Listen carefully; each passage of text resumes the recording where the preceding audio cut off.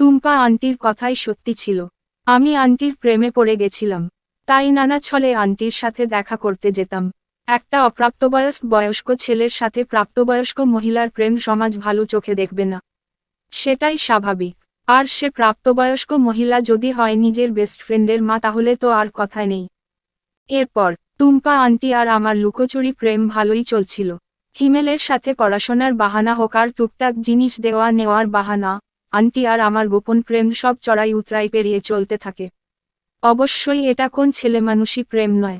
পার্কে গিয়া বাদাম খাওয়া, প্রেমিকার হাত ধরে দার্শনিকদের মতো হাঁটা, কটু মিষ্টি কথা, এদিক ওদিক তাকিয়ে প্রেমিকার মাই টিপে দেওয়া বা ঝোপের আড়ালে চুমো খাওয়ার মতো প্রেম না। একদম রগরগে চোদাচুদির সাথে একে অপরকে আদিম নেশায় খুবলে খুবলে খাওয়ার প্রেম। আমার আর আন্টির এই প্রেম চলছিল 2 বছরের মতো। সামনের বছর আমি কলেজে উঠব। হিমেল এখনো আন্টি আর আমার প্রেমলীলার কথা জানে না। আন্টি ওকে জানতে দেয়নি। টুম্পা বাসার অবস্থা আগের মতো। ঐশীর রুক্ষ আচরণে আমি অতিষ্ঠ। বাবাও কেমন যেন আজকাল মায়ের সাথে ভালো করে কথা বলে না। বাসায় রাত করে ফিরে। আমার সামনে পরীক্ষা আছে তাই আন্টির বাসায় যাওয়া কমিয়ে দিয়েছি। রাত দিন এক করে পড়াশোনা করছি। মডেল টেস্টের রেজাল্ট ভালো এসেছে। পরীক্ষার আগে প্রস্তুতিমূলক ছুটি চলছে। রাত জেগে পড়াশোনা করি দেখা মা বেশ যত্ন করছে। মায়েরা যেমন হয় সকালে ঘুম থেকে উঠে দুদিন কলা খেতেই হবে। দুপুরেও ভালো মন্দ খাই। রাতে খাওয়ার পর ঘুমানোর আগে মা হলদি দুধ রেখে যায়। রোজ খেয়ে ঘুমুতে হয়। এই হলদি দুধ আমার মোটেও ভালো লাগে না। কেমন একটা কাঁচা হলুদের গন্ধ লাগে। আজও মা হলদি দুধ রেখে গেল। আর জোর দিয়ে বলল খেয়ে নিতে। আমি পড়া শেষ করলাম রাত 11টায়। দুধ খেতে গিয়ে দেখি পোকা পড়েছে। মনে মনে খুশি হলাম। বাথরুমে দুধ ফেলে দিয়ে পানি খেয়ে ঘুমিয়ে পড়লাম। স্বপ্নে দেখছিলাম আর টুম্পা আন্টি আমার পাজামা খুলছে। আমার বাড়া মুখে পুড়ে চুষছে।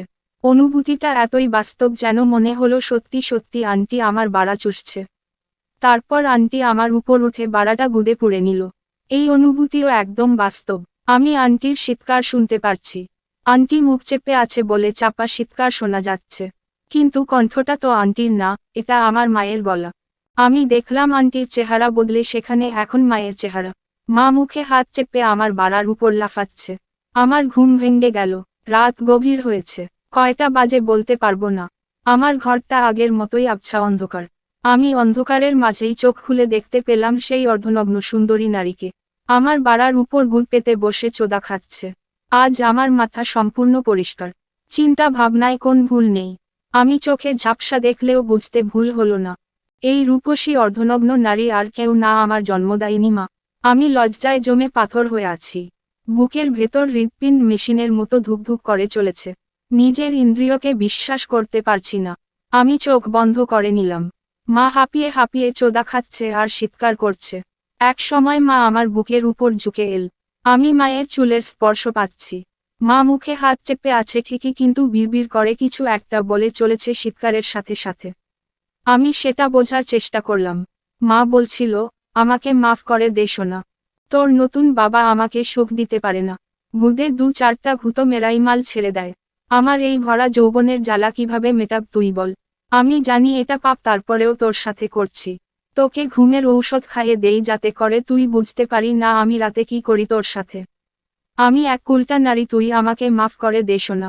আহ, তোর বাড়া আমার গুদের মাপেই যেন তৈরি করা। আমার সব ক্ষুধা মিটে তোর বাড়ার গাদম খেয়ে। তোর 15 বছর বয়সে আমি প্রথম তোর বাড়া আমার গুদে নেই। আহ, ওহ, তোর বাড়া এ কয়েক বছরে ফুলে ফেপে কলা গাছ হয়ে উঠেছে। আহ, আমাকে মাফ করে দে সোনা। তোর ভবিষ্যতের কথা ভেবেই আমি সব সহ্য করে আছি। ঐশীর অপমান, তোর বাবার যৌন দুর্বলতা সব সহ্য করে আছি আমি। কিন্তু অপমান সহ্য করা গেলেও যে গুদের কুটকুটানি সহ্য করা যায় না বাপ। আমি তো বাইরে কারো কাছে গুদ মারা খেতে পারি না। বাধ্য হয়ে এমন কাজ করছি। সোনা আমার, আর একটু। আহা হুম্মম অফ। মা, হয়ে গেল আমার। মা জল খসিয়েছে। আমি মায়ের গুদের গরম জল হাড়ে হাড়ে উপলব্ধি করতে পারছি। আমি মায়ের কথা শুনে নিজেকে কষ্ট করে ধরে রেখেছিলাম। কিন্তু আর পারলাম না। মায়ের জল খসানোর একটু পরেই আমিও মায়ের গুদে বাড়া উঁচিয়ে মাল ঢেলে দিলাম। মা ক্লান্ত হয়ে আমার উপর শুয়ে পড়ল। মায়ের নরম মাই দুটো আমার বুকে পিষে যেতে থাকলো। মা কিছুক্ষণ পর পাছা তুলে নিল।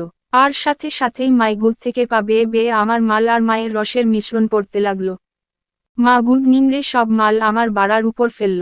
তারপর নেতানো বাড়াটা মুখে নিয়ে চেটে পরিষ্কার করে দিল। বিছানায় লেগে থাকা মালগুলো মা শাড়ির আঁচল দিয়ে মুছে নিল। আমাকে পাজামা পরিয়ে দিয়ে ঘর থেকে বেরিয়ে গেল। মা বেরিয়ে গেলে কিছুক্ষণ পর উঠে বসলাম। মায়ের বলা কথাগুলো এখনো কানে বাজছে। এতদিনে সম্পর্কের মানে আমি বুঝে গেছি।